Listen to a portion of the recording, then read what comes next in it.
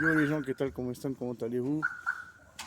Alors bon, le sujet d'aujourd'hui c'est des bobos français qui viennent ici au Pérou avec leurs euros qui valent plus et qui carrément donnent des cours pratiquement gratuitement, qui sont payés 120 soles par semaine, 2 heures par jour, c'est-à-dire ça fait quoi 40 euros, 50 euros. Donc comme ils ont les moyens, ils peuvent se permettre.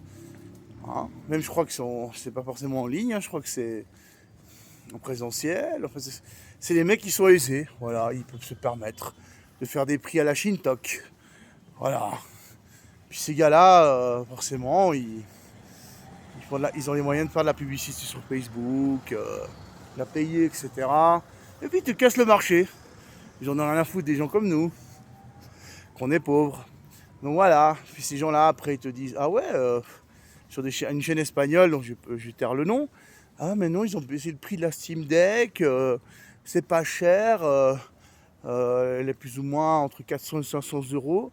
Mais putain, mais même en Espagne ou en France, à l'heure actuelle, avoir une somme pareille, avec l'hyperinflation qu'il y a, puis je parle même pas d'ici, parce qu'ici, cette offre anniversaire de chez Steam, ils la font pas. Ici, elle coûte toujours 1000 euros. Et le mec, il fait, oh, c'est pas cher, 500 euros. Ces mecs-là, ils travaillent sur Internet. Puis ils sont à monopole, hein, parce qu'ils sont à monopole. Ces mecs-là, ils sont à monopole. Vous comprenez? Ces mecs-là, c'est difficile de leur faire de la concurrence. Je parle pas forcément au niveau d'une chaîne de YouTube, je parle aussi des services qu'ils donnent. Ces gens-là, ils travaillent aussi à part, ils donnent d'autres services. Puis ces mecs-là, ils sont tellement aisés, tellement bobos à la base, qu'ils arrivent à te faire des prix très bas, etc.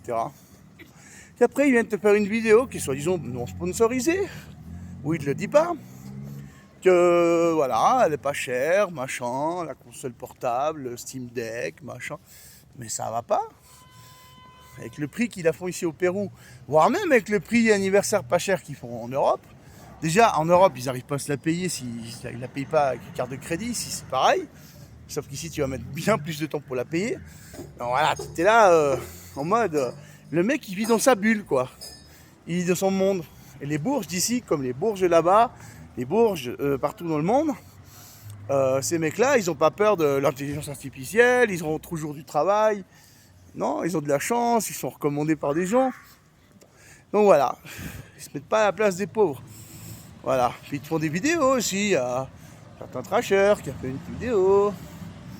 Voilà, où il a dit faut pas s'inquiéter. Moi j'ai réussi à avoir un nouveau travail grâce à ça, que je sais pas quoi. Enfin bref. Faut pas vous inquiéter, ça fera plus de travail. Mais il dit bon, c'est pas ce qu'on va faire avec le mec Jean-Mich à la campagne qui fait un travail manuel, qui peut pas qui peut pas étudier l'informatique. Ça, voilà. Donc ils pensent pas. Ils le disent, mais ils savent pas. Ils ont pas la solution, quoi. Ça, franchement, ça m'hallucine les gens. Ça m'hallucine. Donc il y a une séparation nette entre les pauvres et les gens aisés, quoi. Faut dire ce qui est, quoi. Les gens bourges, quoi. Une énorme séparation mondiale à l'heure actuelle. Et je sais pas, ils s'adressent, leurs vidéos s'adressent à des gens très franchement qui n'ont pas forcément réussi à se recycler. Donc je pense que voilà quoi. Il n'y a pas que l'intelligence artificielle qui est une menace. Il y a le travail en ligne, les mecs aisés qui peuvent se permettre de faire des prix extrêmement bas, hein, qui gagnent déjà à la base beaucoup d'argent, qui ont beaucoup d'économies. Les gens aisés, quoi. Donc là, il y a une réalité, elle est là, une séparation. Ils vivent dans leur petit monde, leur petite bulle, et ils s'en rendent pas compte. Et ça, c'est très problématique.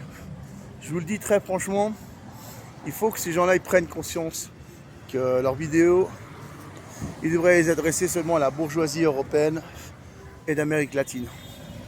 Et pas...